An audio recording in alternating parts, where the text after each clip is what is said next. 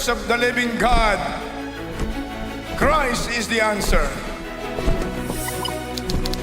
Tell every community, Christ is the answer. Tell every town, every barangay, every city, every province, and every nation, shout, Christ is the answer.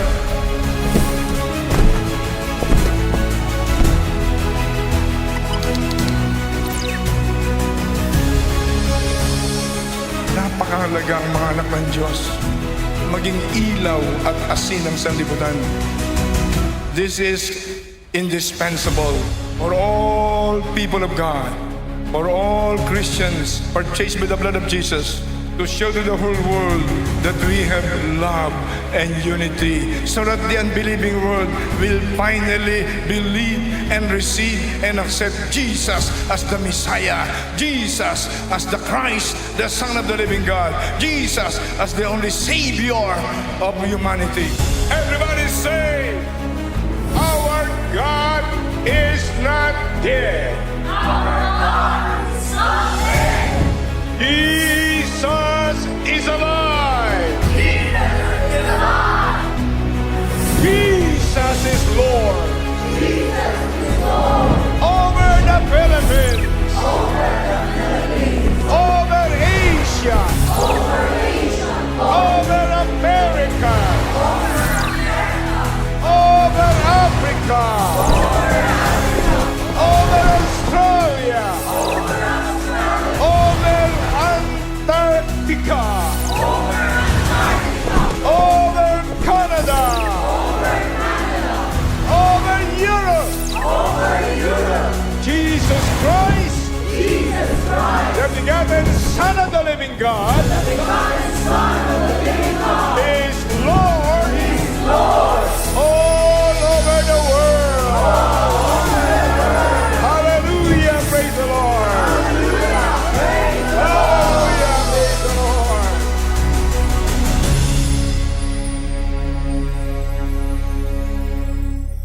Natin, ang sabi po dyan, ng New International Version, Acts chapter 13 verse 22, ng New International Version, yung Tagalog po pala ay Magandang Balita, Biblia 2005. Ang sabi po dyan, after removing Saul, he made David their king. God testified concerning him, I have found David, son of Jesse, a man after my own heart. Amen po. Ito po ang salita po ni Apostle Paul nung sila po ay magkasama po ni Barnabas, although hindi po natin tatalakayin ang pinaka-context po ng Acts chapter 13 because we are after po dun po sa sinabi ni Apostle Paul, a man after my own heart. Sino daw po ito? Si David na anak ni Jesse. Jesse. Asan po si Jesse? Ay. Uy. Huwag ganun. So, sige po. At ang ating pag-aaralan po sa araw na ito ay walang iba po kung hindi ang buhay po ni King David bilang, sige po, pakita po namin ang ating title. Sige po, being after God's own heart. Maaari po ba natin ulitin? Being after God's own heart. Being after God's own heart. So yan po ang ating pag-aaralan kung paano po ba tayo masasabi po na we are a man or a woman after God's own heart, just like King David. At bago po tayo dumako sa ating pag-aaralan, so yung Acts chapter 13 verse 22, tinangka ko po siyang i-translate sa iba't ibang Bible translation. Sige nga po, basahin po natin. Pag sinabi pong God's own heart, ang sabi po dyan, other Bible translation, a man who shares God's desires. Ang sabi po ng Common English Bible. So kung ano po yung nais po ng Lord, ng ating Diyos, ang ibig sabihin, ganun din po ang nais po natin. Hindi po sumasalungat At ano pa po, ang sabi po ng other translation, ang sabi po dyan, a man who does things that makes God happy. Ang sabi po ng easy translation. So, ibig sabihin, napapasaya po natin ang Diyos sa anumang pong ginagawa po natin. At ano po, sabi po ng letter C, anong Bible translation? Sige, basahin po natin, a man whose heart beats to God's heart. Ang sabi naman po ng The Message translation, ibig sabihin, ang tibok po ng puso natin ay walang iba kung hindi ang tinitibok din ng puso ng Diyos. Amen po. So we know na didiscern po natin ang tibok ng puso ng ating Panginoong Diyos. At letter D, sabi po, a man who pursues God's heart. Na ang sabi po ng The Passion Translation, ibig sabihin, wala kang ibang ginagawa kung hindi yung, alam mo po kung ano po yung tibok ng puso ng ating Panginoong Diyos at yan lamang po ang ating ginagawa. Amen? And for the last one, ang sabi po dyan, isang lalaki mula sa puso ng Diyos. Amen po ba? Pakisabi nga po, isang lalaki mula sa puso ng Diyos. Amen po, sabi po ng magandang balita, Biblia. So, in short, para po mas maunawaan din po natin siya nung binubulay-bulay ko po to, a man after God's own heart. In layman's term, sino po sa atin ang mga may niligawan na po? Sino po sa atin? Wala pong mga naniligaw sa atin? Tayo po ba lahat ang niligawan? Siyempre, mostly po, lalaki, no? May babae po ba ng ligaw?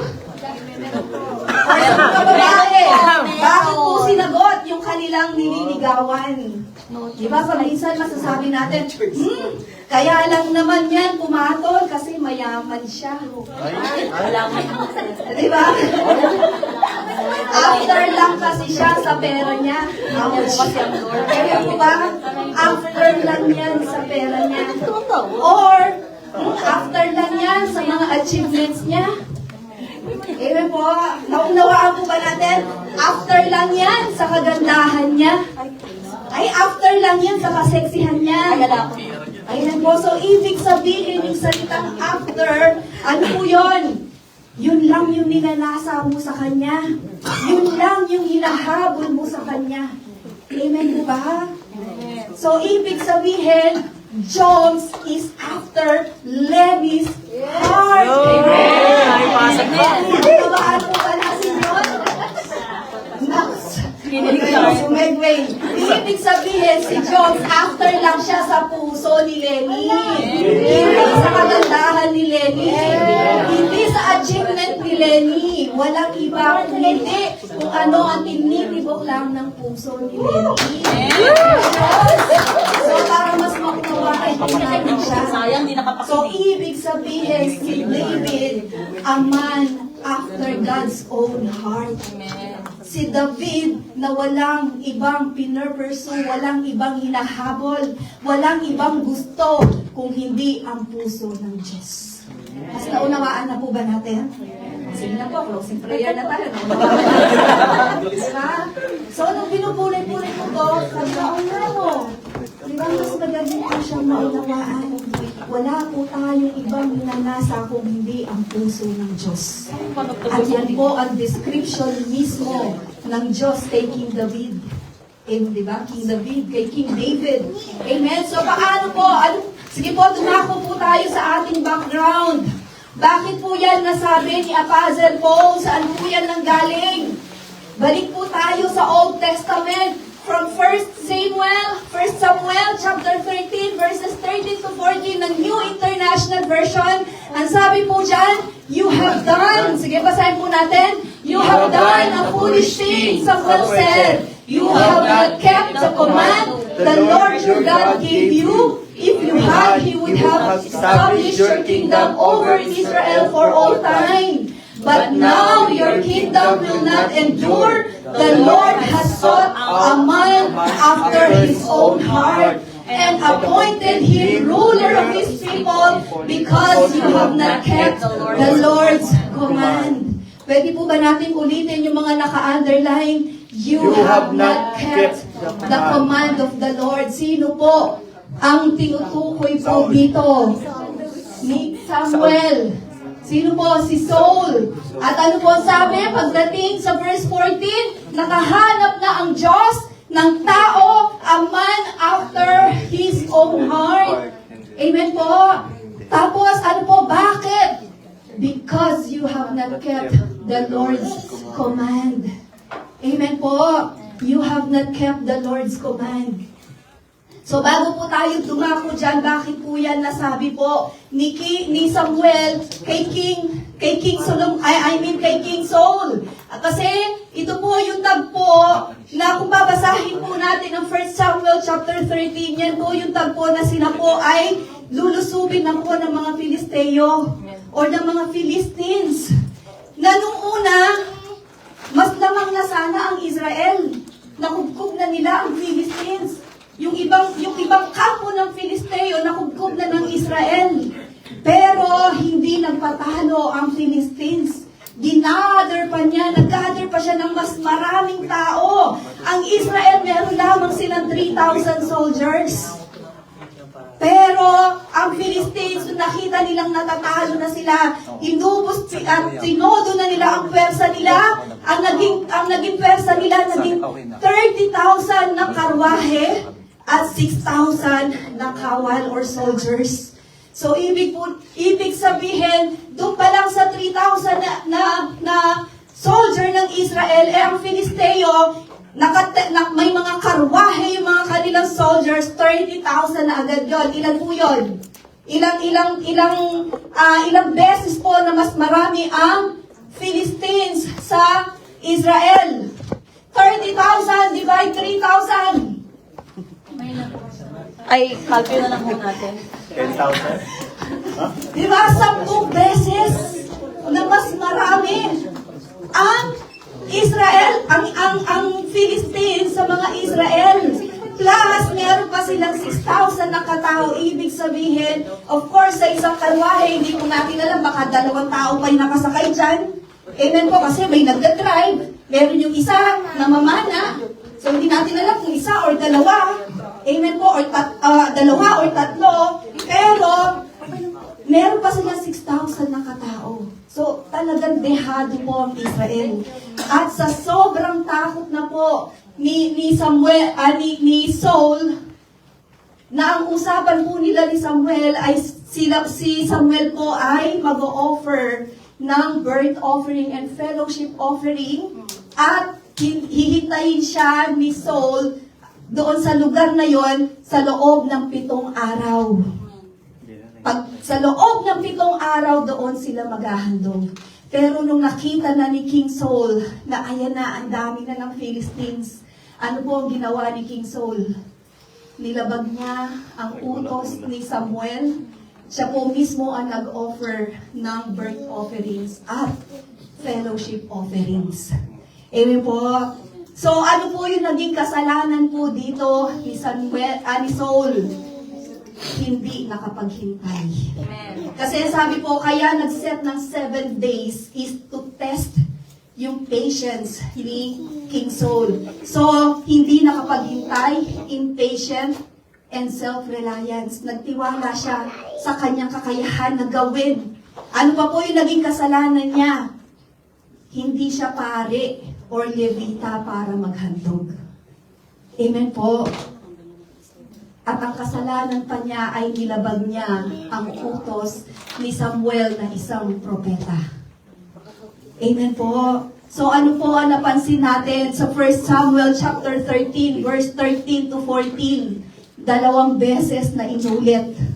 You have not kept the command of the Lord. You have not kept the Lord's command. At alam po natin, pag 2 beses yan sa Bible, na parang sinabi, verily, verily. Amen po ba? It's katumbas din ang salitang behold. Ibig sabihin, put attention. Amen po ba? Ibig sabihin talagang the Bible is serious. 2 beses inulit yung paglabag ni Saul ng utos. Amen po. Kahangalan, ang sabi po, ang hindi pagsunod sa salita po ng Diyos, sa inuutos ng Diyos. Ang sabi po, tatanggalin yung pagkahari ni Saul. Amen? So kung sa unang basahan, iisipin natin right away, tatanggalin yung kingdom kay King Saul. Pero it took 20 years bago naganap yun. Isipin natin yung timeline ng Lord, no? Sasabihin, tatanggalin na ang pagkahari sa'yo. Yung pala 20 years pa bago naganap. At kasabay pa yon ng kamatayan ni King Saul. Amen po. Dahil sinabi ng Lord, sa lahi ni King Saul ay hindi na magkakaroon ng kingdom. Wala ng kingdom na i-govern ang lahi ni King Saul. Amen? So, hindi man siya literal na na-dethrone na God, pero alam po natin ang kasunod noon, hindi na po naging smooth ang paghahari ni King Saul. Bakit? Kasi napuno na po ng puot, ng galit, pareho lang po yun. Napuno na po ng galit, ng inggit sa puso ni King Saul para kay King David nung malaman niya na si King David pala. Dahil di ba, may at some point po may mga kumakanta ng mga babae na nagsasayaw sa daan na sinabi, Saul has struck down thousands, but David 10,000. Doon nagsimula yung galit ni King Saul. Amen po ba? So ngayon, nung nasabi po yun, ano po yung reason kung bakit po nag-offer? Ano po yung reason po? Di ba, sabi po dito, you have not kept the Lord's command. Amen po. Pero dito, ang sabi po ni King Saul, ni David, natatakot na sila, andyan na yung mga kalaban. Di ba? Pag minsan dumarating po sa atin yan, ang dami po nating reason. Amen po. Pero ang sabi po ng salita ng Diyos, sige nga po, sin is, ang sabi po dyan, no matter how good the motive is, sin is sin. Amen po ba? Anumang sitwasyon po, no matter how good the motive is sin. Kasalanan ay kasalanan. Amen. Amen po. Ang sabi nga po ng isang Bible commentarist na si John Trapp, to disobey God in the smallest matter is sin enough. There can be no sin little because there is no little God to sin against. Meron ba tayong maliit na Diyos? Malaki po ang ating Diyos. Kaya ang sabi po, ang ibig sabihin po nito, hindi natin masasabi na okay lang magkasala kasi maliit lang naman. Amen po. Pero ang sabi po, there's no such thing as little sin because ang Diyos po na sinasamba natin ay isang napakalaking Diyos. Amen po, isang napakalaking Diyos. Pakisabi nga po sa katabi, napakalaking Diyos. Amen. So kung iisipin po natin, kung i-weigh po natin, di ba? Ganun ba kabigat talaga naging kasalanan? Gusto? Amen po. Di ba? Ano po nangyari? In-spare niyo po. Inutusan po. May pagkakataon po na inutusan po si Saul para patayin po ang mga Amalekites. Pero ano po nangyari? Ang sabi ng Diyos, patayin mo lahat ng mga Amalekeyo. Ang mga Amalekites, huwag mong ititira kahit na ang mga best sheep, best cattle, best mga anumang mga hayop. Pero ano pong ginawa ni King Saul? In-spare niya po ang mga the best po para sa Lord para makapaghandog. Napakaganda po ng motibo niya. Kaya po sabi ko, no matter how good the motive is, sin is sin. Amen. Amen? Pero kung ikukumpara po sa naging kasalanan ni King David, ano po naging kasalanan ni King David? Adultery. Adultery. And killer. And Murderer. Amen po. Adultery and murder. At meron pa pong isa, kung tutuusin, napakalaki din po ng kasalanan. ni King David sa 2 Samuel chapter 24 verse 10. Nung siya po ay nag-commit ng kasalanan na sinensus niya ang mga armies ng Israel. Ang dami pong namatay doon. Di ba? Pero consider pa rin siya ng Lord na a man after God's own heart. Compared kay Saul na compared kay Saul na nag-offer lang naman siya. Amen po ba? Nag-offer lang siya ng offering. Pero alam po natin, the issue was bigger than an incident of sin. The issue was being a man after God's own heart. Si King David nagkasala dahil po sa kanyang weaknesses. At lahat po tayo may weaknesses. Pero si King Saul nagkasala ng paulit-ulit dahil sa paglabag. Amen po. Nakuha po ba natin ang naging comparison? Kaya Roman numeral number 3, dumako po tayo. Ano nga po ba yung mga qualities ni King David? Ano po? David's quality to be called a man after God's own heart. So medyo mabilisan lang po tayo dito. Letter A, courageous faith. Sino po sa atin ang may pananampalataya? Amen. Sino po sa atin ang matapang? Amen. Di ba? May faith tayo eh. Di ba? Ang tanong kung paano natin ina-apply ang ating faith. Di ba? No, Lord, I have faith. Pero pag nandyan na, tumitiklo na tayo. Amen po ba? Pero si King David, courageous ang kanyang pananampalataya. 1 Samuel chapter 17 verses 45 and 47. Basahin po natin. David said to the Philistine, "You come against me with sword and spear and javelin, but I come against you in the name of the Lord Almighty, the God of the armies of Israel, whom you have defied. All those gathered here will know that it is not by sword or spear that the Lord saves, for the battle is the Lord's, and He will give all of you into our hands." Ano sa tagpo ito? Yung kay Goliath.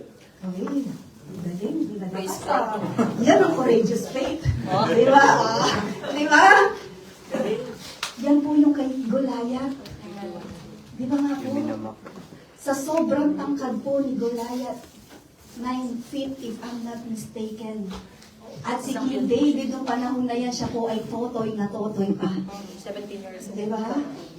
Sino to na hinahamon? Si Goliath.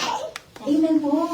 Nung una, tinangka siyang lagyan ng mga ano ba tawag dito? Mga panangga ni King Saul. Pero, tinubad din ni King David. Ni David pa lang siya ng panahon na yon. Sabi niya, hindi ako sanay sa mga yan. Ano pong ginawa niya sa halip? Namulot po siya ng mga bato. Ano pong gamit niya? Slingshot, tirador. Amen po. Kung babasahin po natin sa YouTube, yung story po ni King David na to, hindi naman po siya agad lumusog kay Goliath. Ilang beses po siyang umakyat sa parang mataas na lugar. Ilang beses siyang nanalangin until nilusog niya, until nilabanan niya si Goliath. That is courageous faith. And Psalms chapter 23 verse 4, "Even though I walk through the valley, I will fear no, through the darkest valley, I will fear no evil, for you are with me. Your rod and your staff, they comfort me." Sino pong nagsulat niya? Si King David. Diba, kahit na saan man siya sumulong na madilim na lugar, at alam po natin na maraming mga kalaban si King David.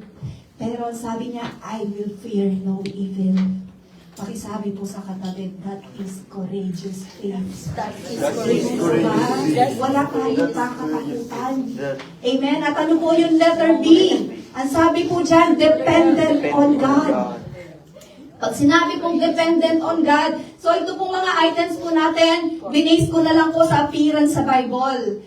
1 Samuel chapter 23 verse 2, ang sabi, he inquired of the Lord saying, "Shall I go and attack these Philistines?" The Lord answered him, "Go, attack the Philistines and save Keilah." Sabi nga po, Keila. Keila. Shall I go and attack Philistines? Ano po, nais ko pong bigyan ng punto dito. Ilang beses po, pag sinerch po natin, how many times did David inquire of the Lord kung luluso ba siya sa mga kalaban niya or hindi? 8 times nag-appear. So isipin po natin, ganon ka-dependent si King David sa kanyang mga desisyon. Amen? Sino po sa atin, Lord? Susuburin ko na ba? Meron ba ganyan? Di ba? Minsan Si King po. David, ganun eh. Lord, susuburin ko na ba, Lord? Sino gusto niya sugurin? Inquire muna kayo sa Lord. Pakisabi sa katabi, magtanong ka muna sa Lord. Di ba, ilang beses, sinagot siya ng Lord, sige, sugurin mo, at ibibigay ko siya sa iyong mga kamay. Meron din mga pagkakataon, wag kang lumusob, dahil hindi ko sila ibibigay sa iyong mga kamay. At gagawin ni King David yun. Amen po. Lord, pumunta ba ako doon? Lord, may laban ba ako? Lord, sasamahan mo ba ako? Yun po ang pinaka-importante. Amen po. Pagka hindi po natin kasama ang Diyos, mabigat sa puso. Pero if God is for us, who can be against us? Romans chapter 8 verse 32. Amen po. And number 3, ano po? Letter C, honor God's anointed. Amen. Amen po. 1 Samuel chapter 24 verse 6, he said to his men, the Lord forbid that I should do such a thing to my master, the Lord's anointed, or lay my hand on him, for he is the anointed of the Lord. Sino po ang tinutukoy ni King David dyan? Si King Saul. Ito po yung tagpo na si King Saul, ang dala-dala niyang tauhan para patayin si King David ay 3,000 soldiers. Di ba? Mahilig pala sa 3,000 soldiers si King Saul. No, laging 3,000.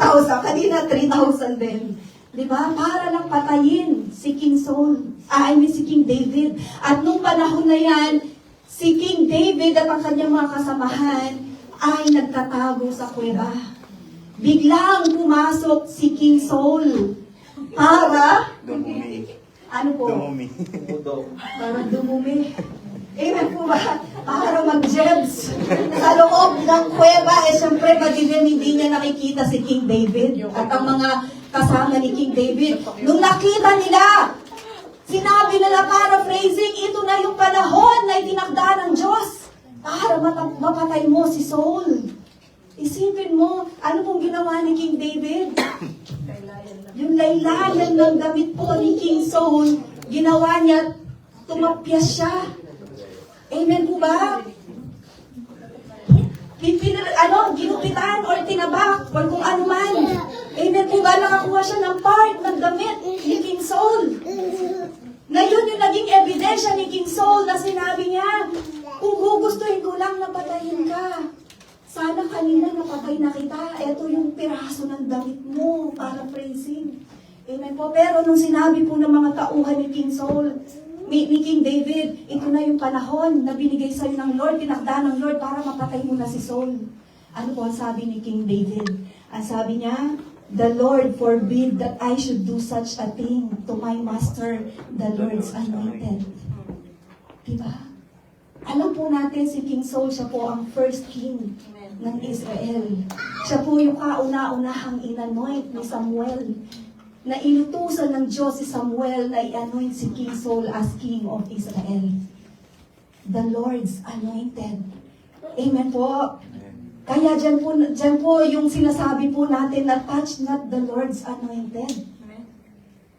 1 Samuel chapter 24 verse 6, the Lord's anointed. Amen po ba? Pag sinabi pong touch not the Lord's anointed, ang sabi po ng Psalms chapter 105 verse 15, ang sabi po dyan, do not touch my anointed ones. Do my prophets no harm. Amen po. Nang ibig sabihin, hindi dapat inaapi. Amen po ba? Huwag niyong salingin, huwag niyong kantiin yung mga anointed ng Lord. Amen po. Kaya Kaya mga kapatid, napaka-importante po nito mga kapatid. Siguro ito po yung binibigay po na assurance ng Lord sa mga ginagamit ng Lord, higit lalo po sa mga nagtuturo ng banal na salita ng ating Panginoon. His anointed people. Amen po. Kung meron man po tayong hindi gusto sa pastor or sa kung kanino man pong mga anointed ones ng Lord, huwag po tayong gagawa ng labag sa utos ng Diyos. Huwag po natin gamitin ang ating mga kamay. Ang Lord ang nag-install, ang Lord ang nag-anoint, ang naglagay, ang nag-ordain, ang Lord din ang magtatanggal. Amen. Amen po. Palakpakan po natin ang ating Panginoon. At sabi po, letter D, ano pa po? Worshipper of God. Amen po. Grabe po na makasamba si King David. Amen po ba? Sobra po kung makasamba po si King David. At sabi po, 2 Samuel chapter 6 verse 14, wearing a linen ephod, David was dancing before the Lord with all his might. Sa Tagalog, ano po? Sumayaw si David ng buong sigla sa presensya ng Panginoon. Amen? Na nakasuot ng ephod na lino. At hindi po niya alam from a distance, nakikita po pala siya ng kanyang asawa na si Michael. Amen po. Na dinispise niya si King David. Other translation, sinabi si King David siya ay hubot-hubad. Other translation na sinabi, katulad po niya, siya po ay nakasuot ng linen ephod. Yung damit pang pari. Ang sabi ng ibang translation, so iba't ibang school of thoughts po, na ang mga hari ay hindi dapat nagsusuot ng damit pang pari. Kasi binababa nila ang kanilang sarili. So yun po yung ibang school of thoughts na sinasabi, kaya dinispise ni Michael si King David. Yung iba naman translation ay si King David ay hubot-hubad. Amen? Pero isa lang po ang ibig sabihin, King David is the Lord's anointed. Amen. Amen po. At winorship niya ang ating Panginoong Diyos. Na ang sabi ni King David, paraphrasing, okay lang if you will debase me in your sight and even in the sight of my servant girls. Amen po. Okay lang. Kasi ako ang pinili ng Diyos na maging hari ng Israel. Amen po. At mas ibababa ko pa ng higit pa dyan ang aking sarili. Amen. At alam po natin na naging gabi ng Diyos kay Michael. Ano po nangyari? Hindi na po siya nagkaanak. Amen po ba? Siya po ay hindi na po inalaw ng Lord na magkaanak. At ano pa po, ang sabi po dyan, 2 Samuel chapter 12 verse 20, worship God even in trying times. Amen. Then David, ang sabi po ng 2 Samuel chapter 12 verse 20, then David got up from the ground after he had washed, put on lotions and changed his clothes. He went into the house of the Lord and worshipped. Ano pong pagkakataon niya nung si King David po ay pinarusahan? So ito po ay nagkasala na po ng adultery and murder si King David. At ang naging kapalit ay ang buhay ng kanyang anak. Na sinabi, kukunin ko, papatayin ko ang anak mo, paraphrasing. Amen po, after 7 days. Within 7 days, si King David siya po ay nag-prayer and fasting. Hindi kumakain. Pero nung nabalitaan niya, napansin niya sa kanyang mga alipin, nagbubulungan, ano po sabi ni King David, ano, patay na bang bata? Patay na. Bumangon. Naligo, nag-lotion, nagpalit ng damit, kumain. Sabi ng kanyang mga alipin, bakit ganon? Nung patay ang anak mo, nag-prayer and fasting ka. Anong buhay ang anak mo, nag-prayer and fasting ka. Nung namatay, saka ka naman kumain. Ano po sabi ni King David? Baka sakaling pakinggan ng Diyos. Nai-spare niya ang buhay ng aking anak. Makakapunta ka sa anak ko, kasi alam niya nasa langit na, pero hindi ako makakapunta sa kanya. Pero hindi na siya babalik sa akin. Amen po. kahit na hindi po tinugon ng Lord ang prayer ni King David, nag-worship pa rin po siya sa Lord. Magpupuri lang po ba tayo or sasamba lang ba tayo sa Diyos kapag maayos po ang sitwasyon natin? Kapag masaya tayo, sasamba lang po ba tayo kapag sinagot ang mga panalangin natin? Sasamba lang po ba tayo sa mga panahon na naayon po lahat ng sitwasyon?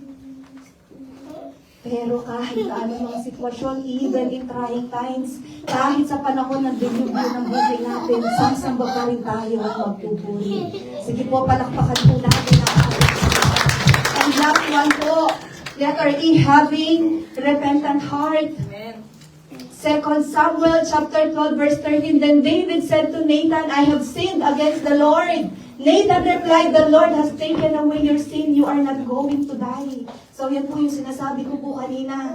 Nung si King David, siya po ay kinonvict ng Lord kasi okay na nagkasala na siya ng adultery, ng murder, naging asawa niya si Bathsheba, asawa ni Uriah, pinapatay niya si Uriah. Amen po. So akala niya okay na dahil asawa na Amen. Pero hindi na kontento ang Lord. Almost a year, akala ni King David, absuelto siya sa kasalanan niya kasi asawa niya na si Bathsheba. Pero kinondemn siya ng Lord. You are the man. Ang sabi po, sa pamagitan po ng salita po ng Lord through Prophet Nathan. Ano po ang sabi ni King David? I have sinned against the Lord. Nagkasala ako sa Diyos. Amen po ba? Nagkasala ako sa Diyos. Kaya po nabuo yung kantang Psalms chapter 51, verse 10. Yung awit na, create in me a pure heart. O God, and renew a steadfast spirit within me. Diba? Create in me a clean heart. O God, and renew a right spirit within me. Diba? Nanginginig pa yan. May kulot. Yan, kung babasahin po natin ang title ng Psalms chapter 51, yan po yung time na sinabi po, ang title po ay When King David Sinned. Amen? When King David sinned. And po, Psalms chapter 51, when Prophet Nathan came to him after David had committed adultery with Bathsheba.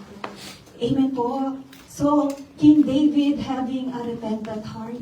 Amen. At ano pa po? Roman numeral number 4. Sige po, dumako po tayo. So, ito po ang ating pinaka-application. Ang sabi po, how to live a life of being after God's own heart.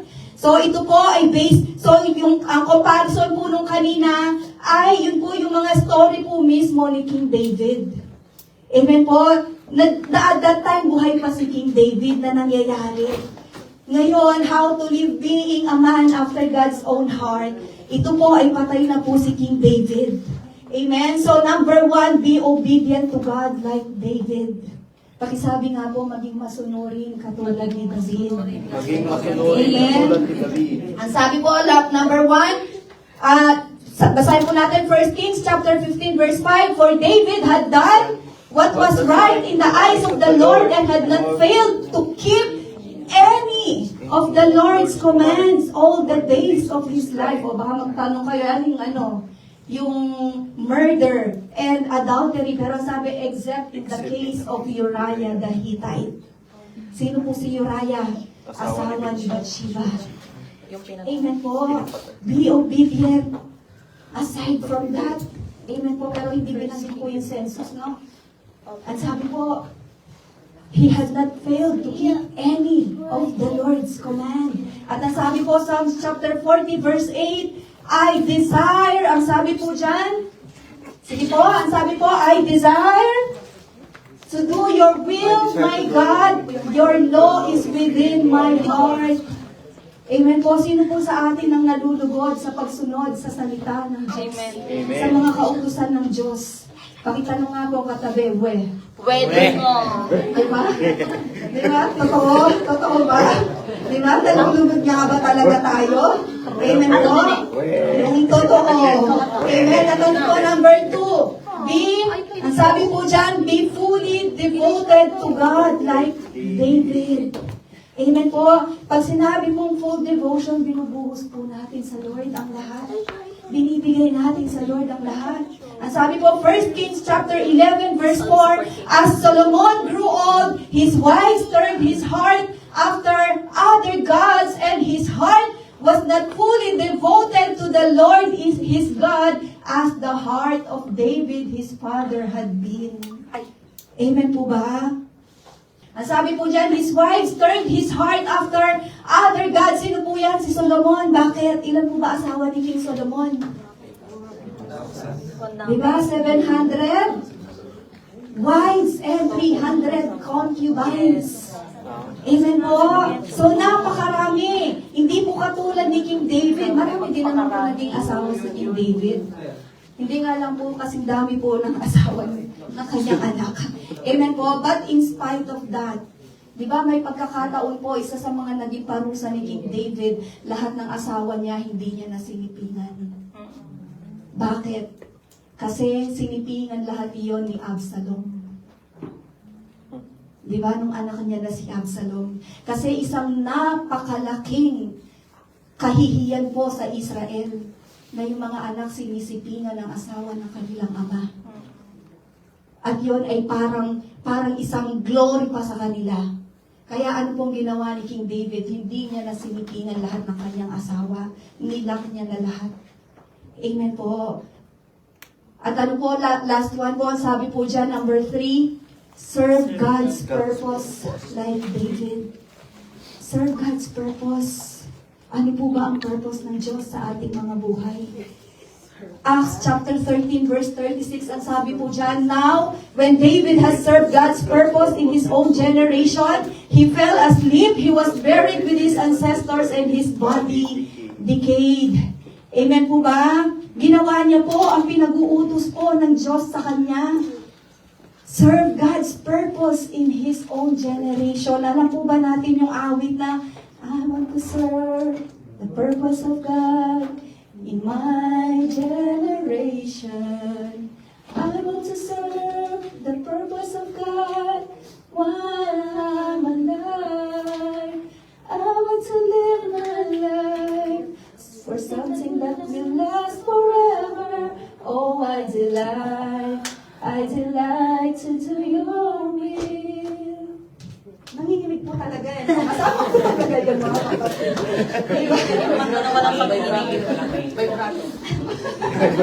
I want to serve the purpose of God. Amen.